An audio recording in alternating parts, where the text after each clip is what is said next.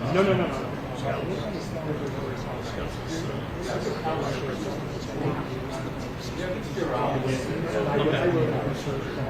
Yeah, every night. It's Thursday, like Thursday night's like the only night Yeah.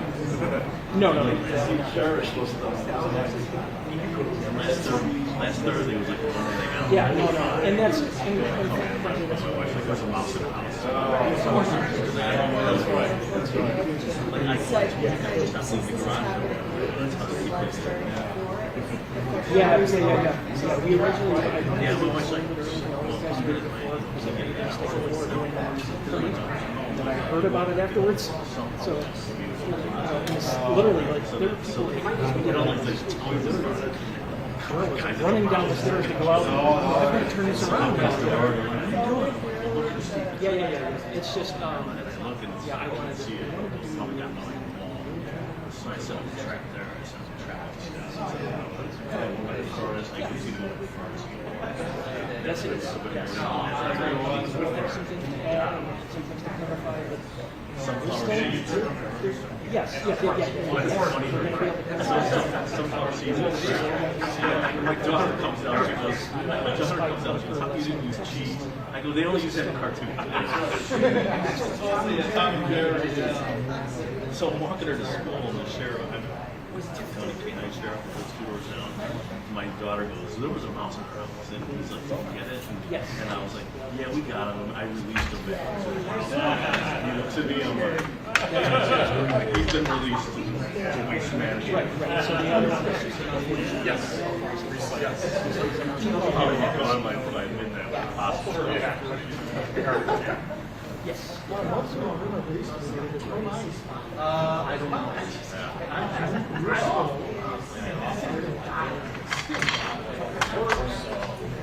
I spent 2 hours in my basement. I feel a little worried. I'm set. Well, and I was traveling, so I took the reason and this thing doesn't fit. So I'm watching on the wall. For sure. And I realized it's not. It was. Oh man, those are even worse. So this is my back day, so I'm under a stairway toad. Flip it over, and I actually did take it to the park south of me, and I released him under a tree. Let's just get on him and leave him in the house and get on bugs. To get on bugs, yeah. That's why you got it. Oh yeah, I see those. I don't know. Come on.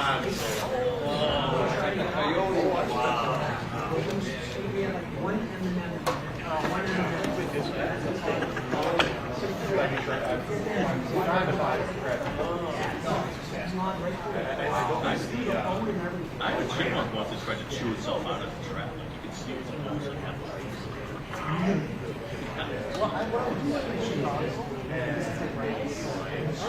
Oh yeah, they chew it. Yeah, right at the bottom. So you don't have to, like for the lid, you know what's over there. You don't have to touch the lid. You drop the pan right in. And they chew it. You know, they invented all the recycling. We're going to get that fast. That size hole.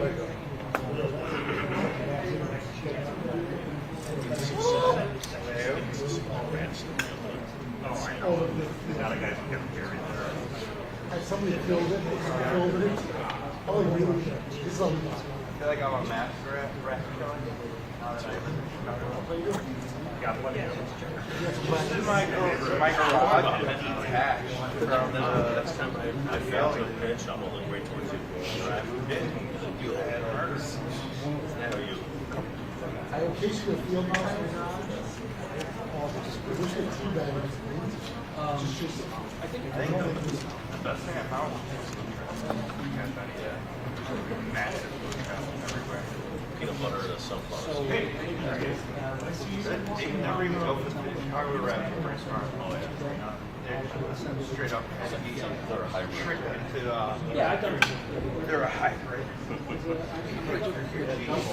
you don't need a steak on that. Like I'm over here eating garbage. How's that cut? They do look around before they Right. Yeah, that's a trap.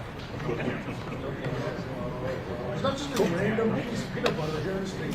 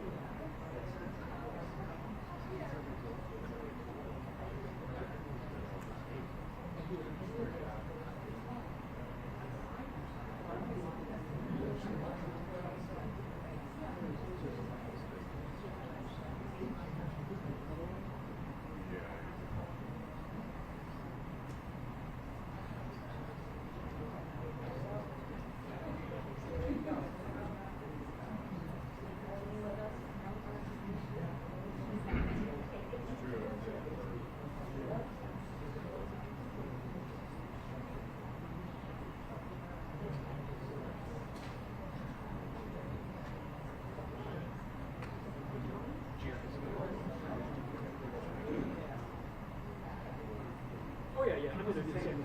Yeah, yeah. Yeah, so whatever.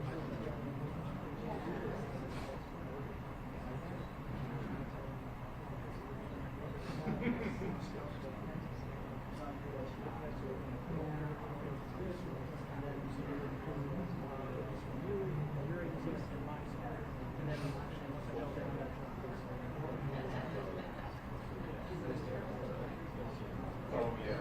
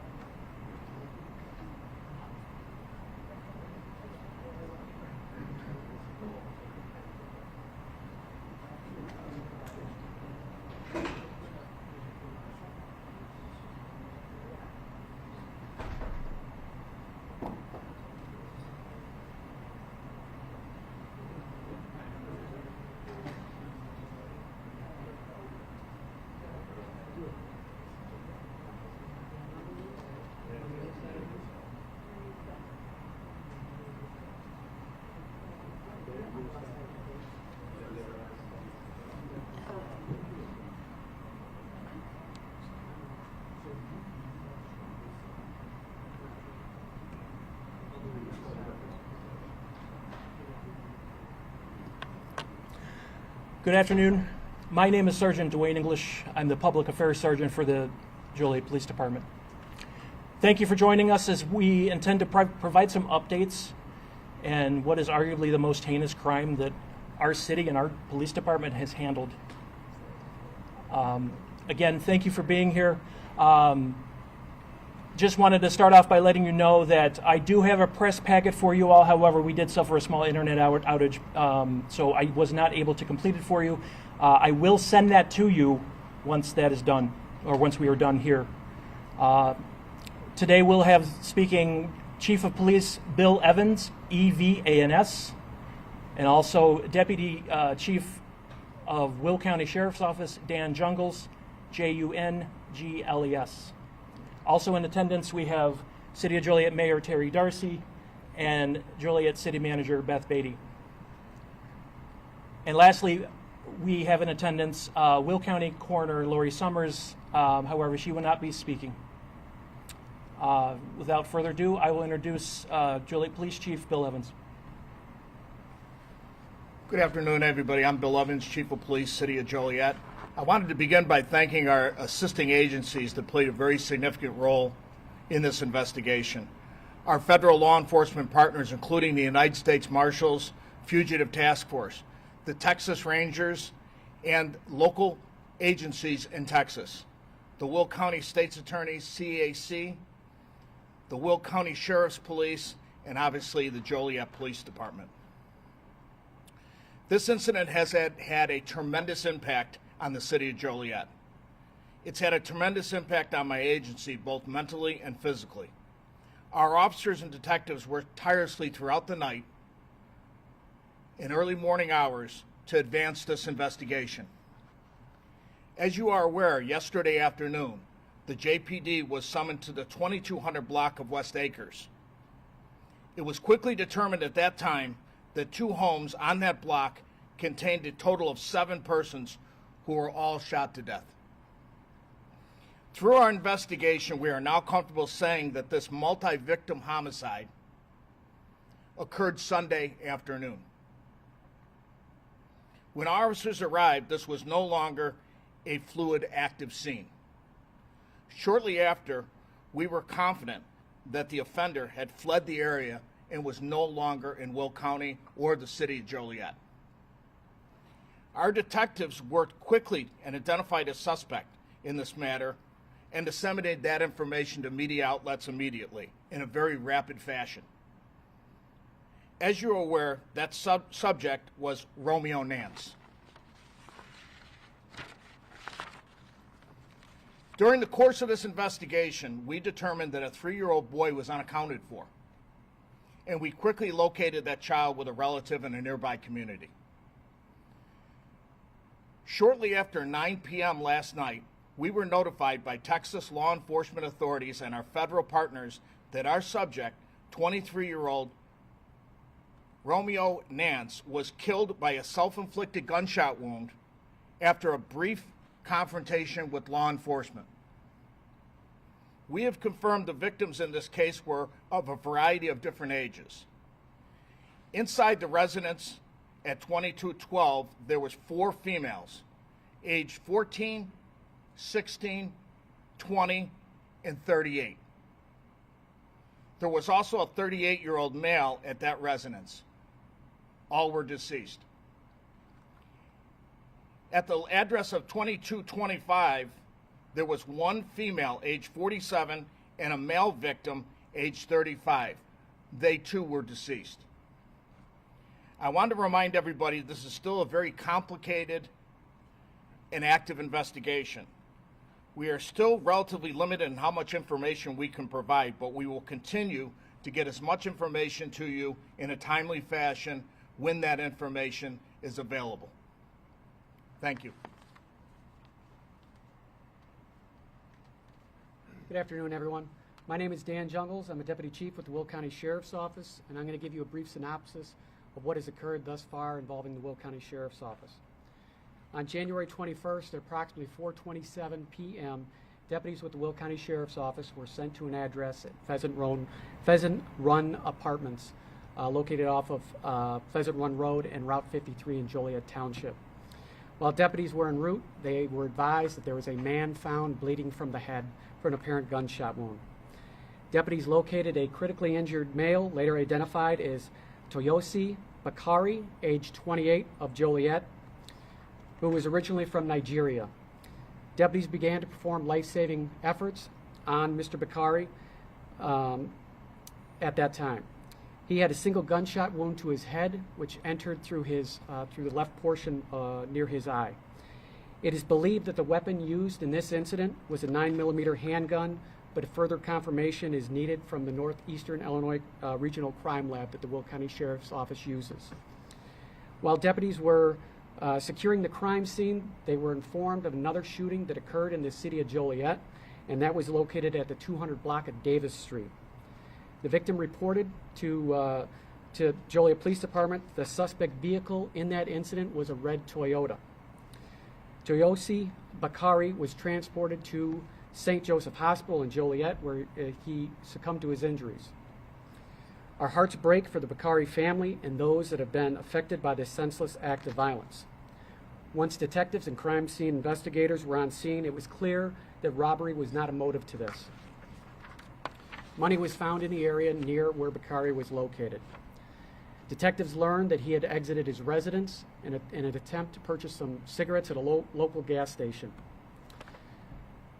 Video surveillance recovered at the scene showed the suspect vehicle both entering and exiting the Pheasant Run apartments in a short period of time.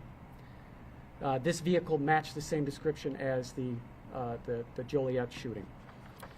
By 8 p.m., law enforcement was able to identify the suspect vehicle as a red Toyota Camry bearing license plate Q730412. Detectives utilized license plate readers exclusively to attempt to locate the vehicle. The suspect vehicle was known to be used by Joliet resident Romeo Nance, who has an extensive criminal history. Personnel with the Sheriff's Office began to focus on locating the suspect and his vehicle by conducting saturation patrols in known addresses where he's been known to, where he was associated with. When the vehicle could not be located, detectives with the Will County Sheriff's Office set up surveillance on the 2200 block of West Acres in Joliet in hopes that the vehicle would return to the residence. When the vehicle could not be located and the vehicle's movements were no longer active, as a matter of public safety, the Will County Sheriff's Office released the identity of that suspect vehicle. It was at this point that we believed that Mr. Nance had fled the Will County area and was no longer a danger to the public. Detectives with the Will County Sheriff's Office went to 2212 West Acres to contact the registered owner of the suspect vehicle. Detectives received no response at that residence. Knowing that the residence across the street was also known to be occupied by Romeo Nance, they went to that residence as well. It was at that time that they noticed blood located on the front of the door and fresh gunshot wounds to the door. Detectives, under exigency circumstances, made entry into the home and located two deceased individuals. The Joliet Police were contacted at that time by detectives. Once Joliet arrived on scene, a team of officers from the Will County Sheriff's Office and the Joliet Police Department went to the other address across the street at 2212 West Acres and discovered 5 more deceased individuals.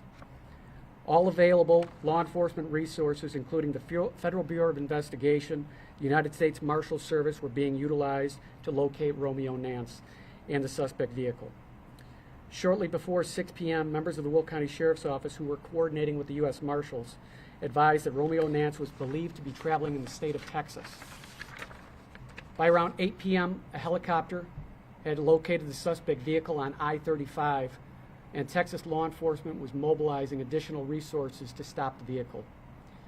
The Will County Sheriff's Office learned that the suspect, Romeo Nance, pulled his vehicle into the gas station in Natalia, Texas. Task force officers with the United States Marshal Service observed Mr. Nance armed with a firearm fleeing from the vehicle. It's at that time they gave chase to him.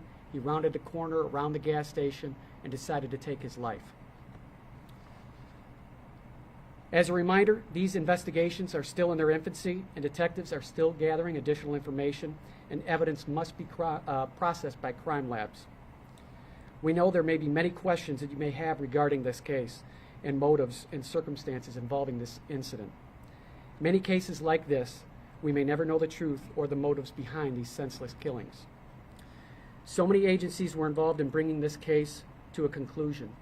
The Will County Sheriff's Office would like to thank the Joliet Police Department, the Federal Bureau of Investigation, the United States Marshals Service, the Texas Department of Public Safety, the Texas Rangers, and many other agencies associated to the U.S. Marshals Service that were task force officers on it. Mr. Nance's reign of terror in our communities in Will County is now over.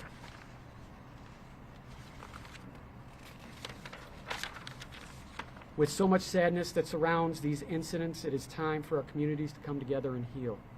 Thank you very much.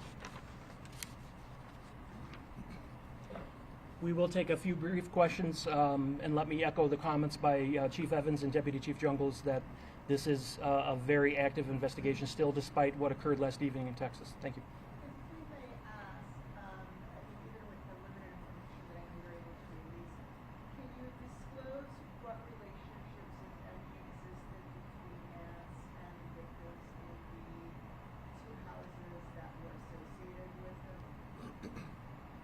Yes, ma'am. We do know right now that there was a family relationship between the two residents, and we do know that Nance was related to the occupants of both residents. As to exactly what type of relationship there was within the family, right now we're still sorting through that. Was he related to all of the victims that were there? As we could tell right now, he was related to, if not all, a vast majority of the people within the residence, both residences. At the first shootings, were those known subjects to him or appeared to be random? It does appear at this point that the shooting that Will County Sheriff's handled and the shooting that the Joliet Police Department handled were separate from this particular investigation. We don't know. Those seem to us to be more random in nature. There doesn't appear to be any nexus between the two shootings outside of our primary location and the 2200 block of West Acres. And if I may ask, there appears to be a report out there that the police department has filed a criminal complaint with 2 counts of first-degree murder against Nance. Then posthumously, is this correct? I have not heard that. Okay, the patch has it as 2 charges filed against him. I can't speak to that prior to the events that took place in Texas. I can't speak. Our detectives were seeking and gained an arrest warrant for Nance for those charges, and then we were pretty much right simultaneously. We were notified of the events that took place in Texas.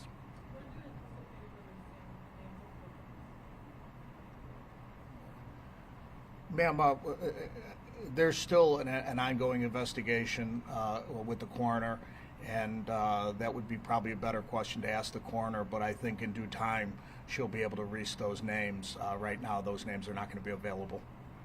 So in terms of timeline, we believe the first 7 fatal victims were the first shooting, and then this person who was shot in the leg and survived, and finally the one at Pheasant Run Apartments. Is that the timeline you think? We believe, and correct me if I'm wrong, we do believe that the shootings at the 2200 block were the original shootings, and then the 2 random shootings took place shortly thereafter. And obviously we don't have any idea right now in terms of motivation, what triggered this. Yeah, we can't get inside his head. We just don't have any clue as to why he did what he did. 2 questions. First one for you, Chief Evans.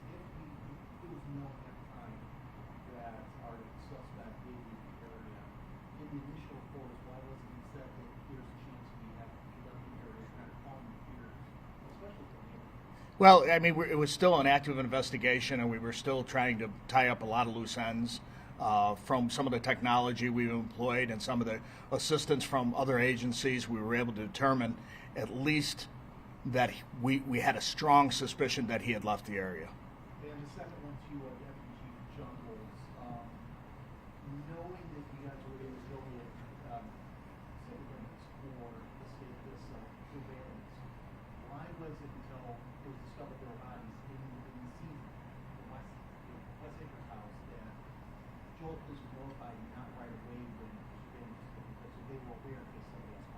No, Joliet was 100% aware that we were doing surveillance on the residents because we had established that both our shooting and their shooting that occurred during the around 4:30ish were connected. So once we were able to determine that and tried to locate the vehicle, once we weren't able to locate the vehicle, we were just waiting for it to come home, and that's when we set up the surveillance. And a follow-up, why was there such a 4-hour gap between when the surveillance and the discovery of the scenes? Could you repeat that? Why was there that 4-hour gap between the end of the surveillance and the discovery of the bodies in those town crimes?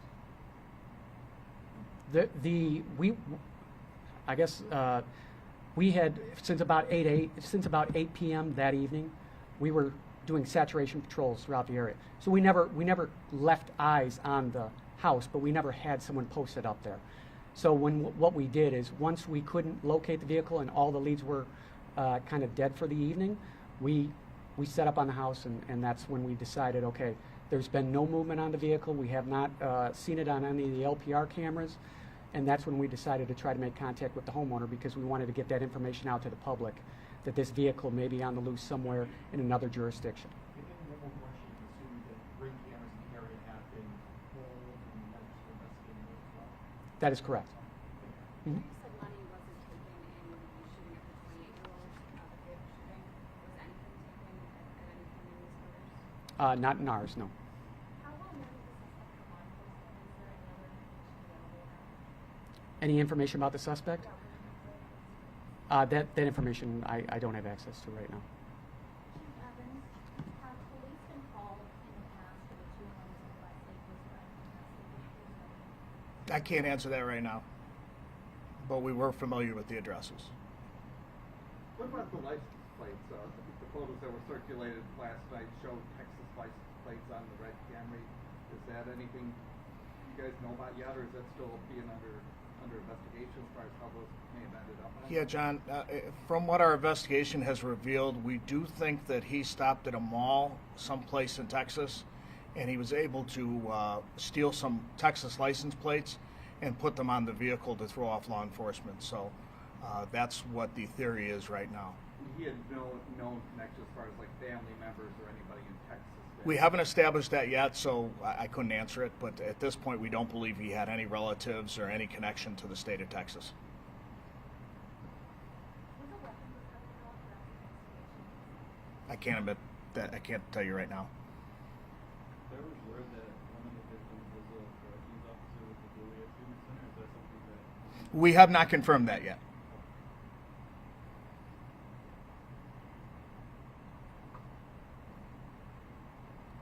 Everybody's good? Okay, again, thank you very much.